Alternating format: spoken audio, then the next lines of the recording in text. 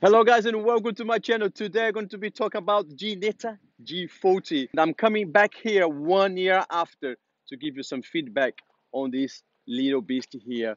Let's go dive into the external first and tell you the good things and the bad things about this Ginetta G40.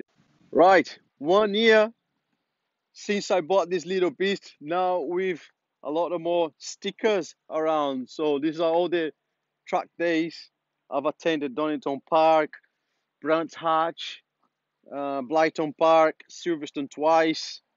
Obviously, we had a COVID since I bought this car. Actually, I bought it in the middle of the COVID, so I couldn't have done much. Then I went to Brazil to travel for a good 5 months. Not travel, but travel and work.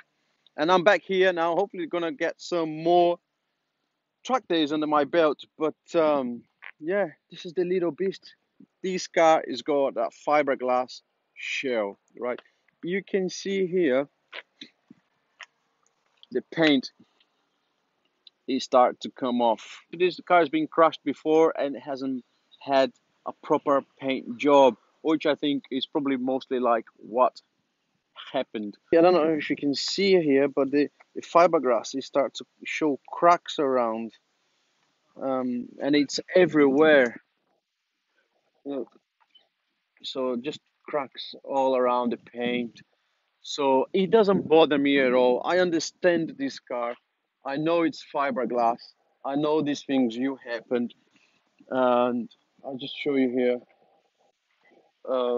Look, paint is just coming off in here. You see that?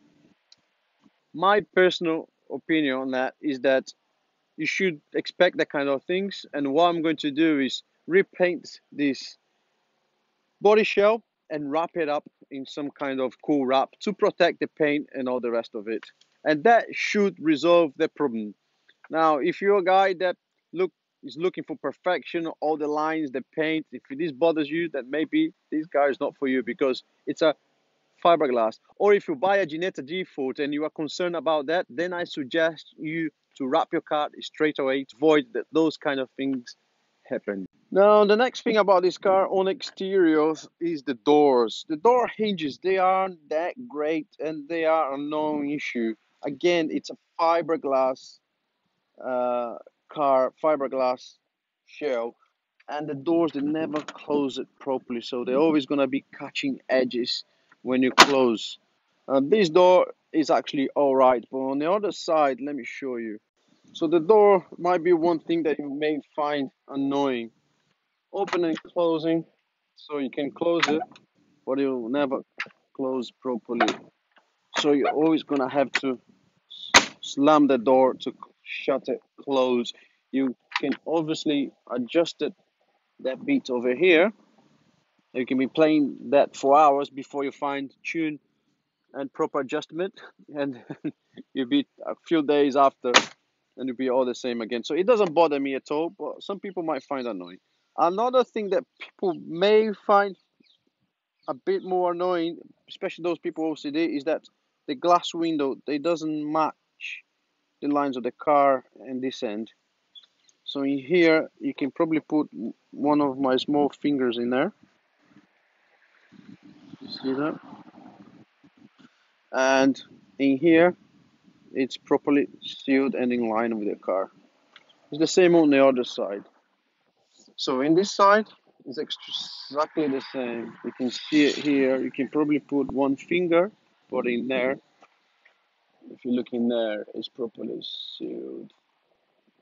And here, there's a gap. It's just one of those things that some people might find annoying. It doesn't bother me at all. Now, the only thing I find extremely annoying and dangerous in this car is this bit here. I'll show you. Let's lower down the. It's not that manual window. Is this bit here. So when you open the door, you are exposed to this bit of metal here, piece of metal, and that is really, really sharp. I'm actually gonna grind the edge of this a bit because when you are sitting in here, you tend to tilt your head forward. Because what you do in this car, you probably put your leg there first, then you tilt your head forward, and I can see people cut themselves on this if they're not paying attention. That's one thing that I find annoying about this car, and dangerous. That's the only thing. I think that's about it on the outside. So just those little paint jobs, crack on the fiberglass over there. These are a little bit annoying, but it can be resolved. So whether or not they want to spend time or money on that, and you have to accept that when you're buying a Ginetta. Now the boot of this Ginetta. Let's go have a look inside this. Right, in here in the boot, you've got plenty of space. I would say you can put a big gym bag or even a small luggage, maybe even two. I pack all here my race suit, helmet. I put everything here and fits perfectly. In the corner here, you've got the battery. It tends to overflow with water, so water will come inside here somewhere somehow, and will fill this little place. Will become like a tank of water, and then will just fuse the whole of your car. So what I suggest is, for if you buy a generator, make a hole on this area where your battery sits. So if any water gets in there, it goes straight out of it. Otherwise, plenty of space on your boot of your car for you to put a small luggage or your gym bag in there. Outside is done. Let's go dive into the inside now, the engine part of this car. And here we review the Z-Tech 1.8 engine, 130 horsepower. Wow, not a lot. 130 horsepower, it might not feel like a lot, but when you're driving this car in a racetrack, a car that only weighs about 800 kilos, it does feel fast. I mean, I never felt underpowered except in Silverstone and maybe in Bedford, which they have long straights, but in any other racetrack in UK, you never feel underpowered, and you actually start harassing some of those guys that don't know how to drive. 130 is plenty of power on this car, and you can do all sorts of things to tune this car, chip this car, do all kind of stuff. I kept original.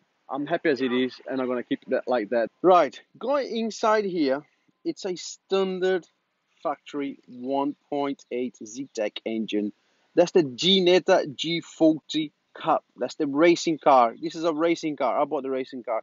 There's also the Ginetta G40R, which Ginetta actually did a special edition, and they put a Duratec 2-liter engine.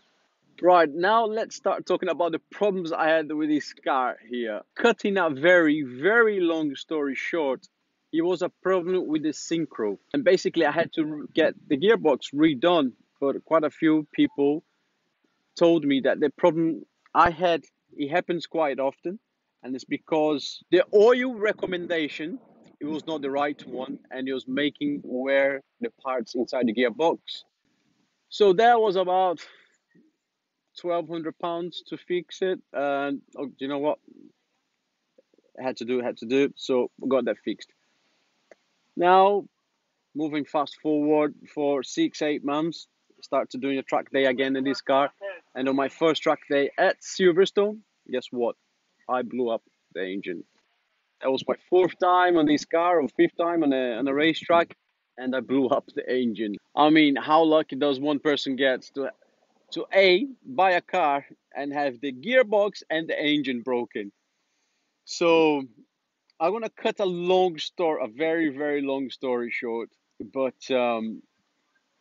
if you're buying a car that's been on a racetrack and you don't know the history, I strongly recommend for you to do the bottom end. Change the bearings, change the nuts and bolts, and that will last for another 10,000 miles. People tell me that you should refresh your engine every 7 to 10,000 miles. Ginetta is a very, very simple car. There's not much. It's just a space frame, engine, and that's it.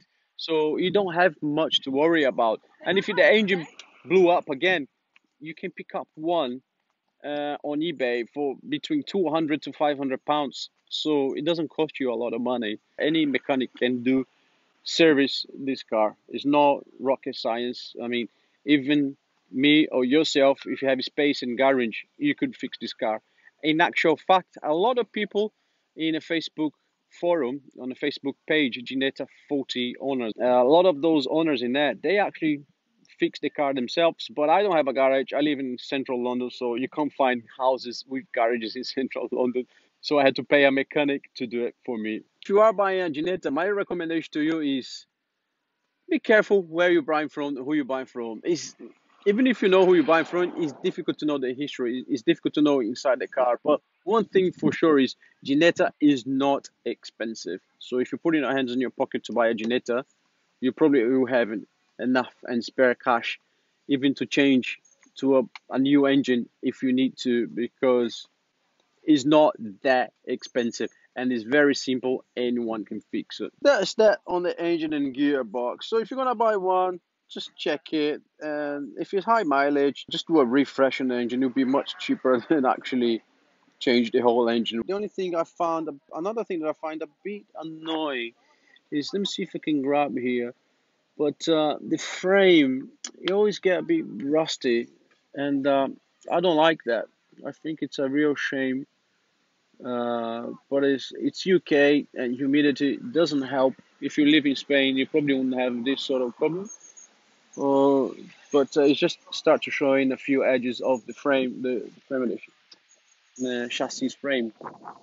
But otherwise, it's all good, and I love this little beast. Obviously, this red lever here, it's where you pull the emergency extinguisher. So if your car sets on fire, you can just pull it there, and then the extinguisher just fires everywhere. And this button is to switch the car off from outside. Next thing it's worth talking about is brakes. Right, braking pads. I think that's the biggest issue with these Ginettas, and it's been discussed a few times on our forum, on our Facebook page, and they're only now I'm starting to get my head around them. My feedback on those is that you can hardly feel have any feedback or any sort of feeling on those brakes. So when you stamp on the brakes, you have zero confidence. You have zero feedback. You hardly know what they're going to do. I got them as a factory standard original, and that's how they race them. A lot of people in the chat have changed them. They use a pad called Mintex. A lot of other people have completely changed the brakes. I'm thinking to keep them original and play with them and learn and trying to adapt to these braking pads and calipers. But a lot of people just giving up on them and changed the whole set of calipers and pads and discs. A few weeks ago, I had the opportunity to drive a different Ginetta, and they had AP racing calipers with a bigger disc, and it was just incredible. I mean, you could break another 50 meters deep, and you could break it really hard, and you have all the feedback when braking, which these doesn't. They are very numb. It feels like the pads feels like two pieces of wood. Basically, you have to brake it really hard, and even that it doesn't stop. It does stop, but the feedback on that is horrible. If you want to drive a bit safer on the roads, on the street, I strongly recommend for you to change the brake pads, discs, and calipers. It's the first upgrade anyone should consider on a Ginetta if they're going to buy a Ginetta. Right, and that's it on the outside of this beautiful, lovely Ginetta car. Now let's dive in the inside there and share all the good and bad of owning a Ginetta. Right, I'm gonna jump on the passenger seat here and start with actually the seat. So this is the original Ginetta seats that they come with the car. Beautiful seats.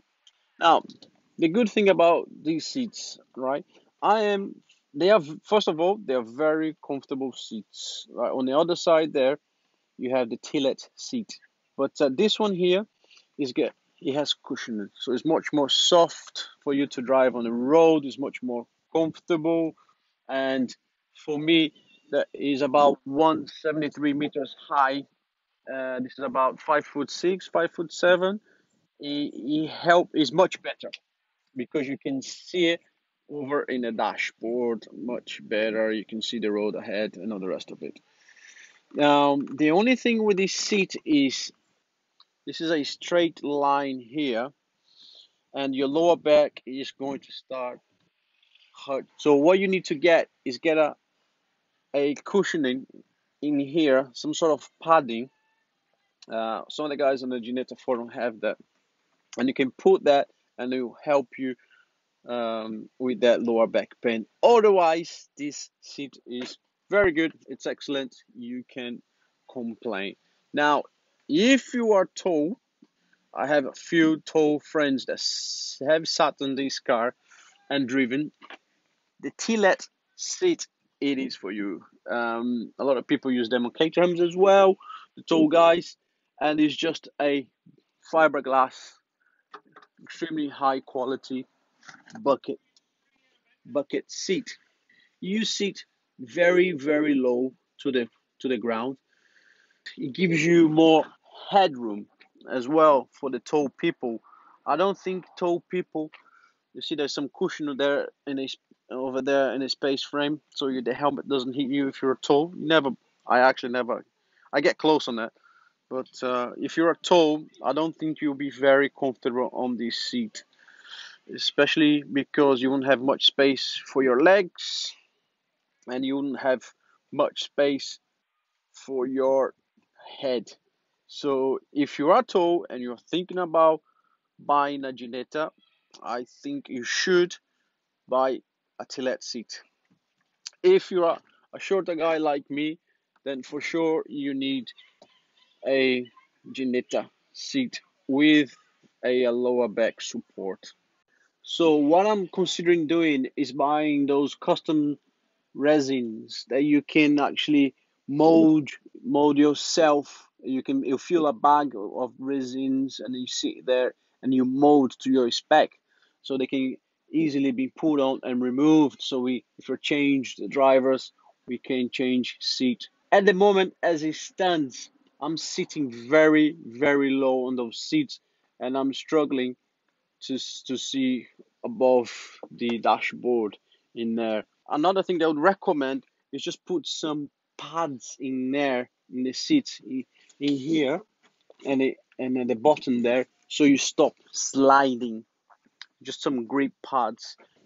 Let me see if I can show you better here. So basically, you can buy some grips in here, and you can glue them in here, and you stop you from sliding forward when you're braking. But these seats, these T-let seats, they are great. I love them. They're very good. So that's the seat there. And another thing I love in this car is the pedals. I think the pedals, they are really great. The space between them are good. You can heel and toe quite easily.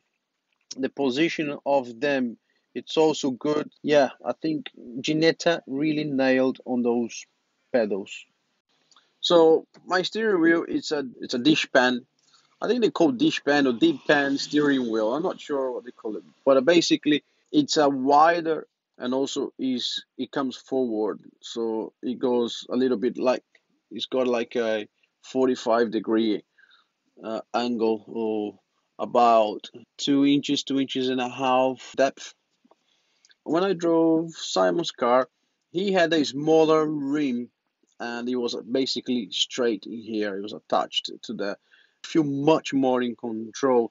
There's not a big discussion, but there's debates of which one is better, which one is you feel better. But I can tell that a smaller rim, it was much better to control the car. I felt much more in control. That's one thing I would recommend. That's one thing I think I'm going to change very soon. The dashboard is really cool. I love it. The dials in here, fuel gauge, the water gouge, the oil, all the buttons in here. We've got your Race Logic V-Box in there.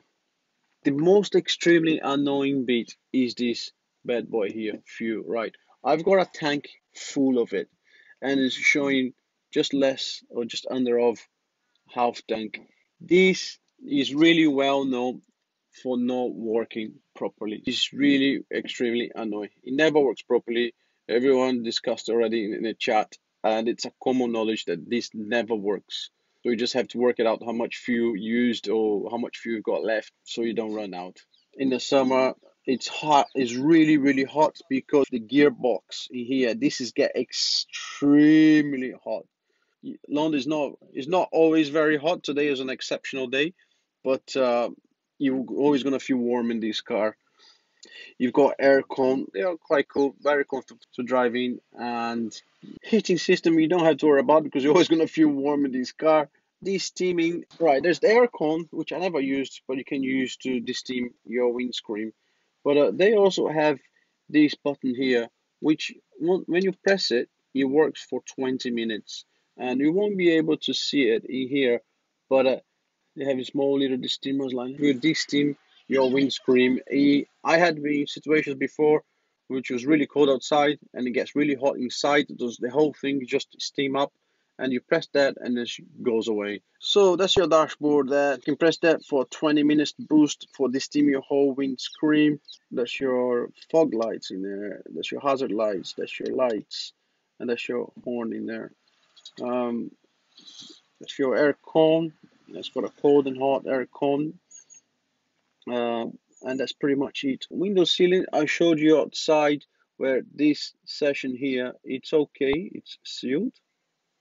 And this side here is not really sealed. If the rain is strong enough, you are going to get water inside your car. Not massive, but you might get one drip or two. It happened to me before. Also, during rain, water comes from underneath near the pedals. Your feet might get a little bit wet if you come into strong rain or strong puddle of water. You will come in through the floor, also through the bottom part of your door. Car is sealed, but you have to remember that this car, it's a racing car. It's not a road car. And that's it. That's it from me.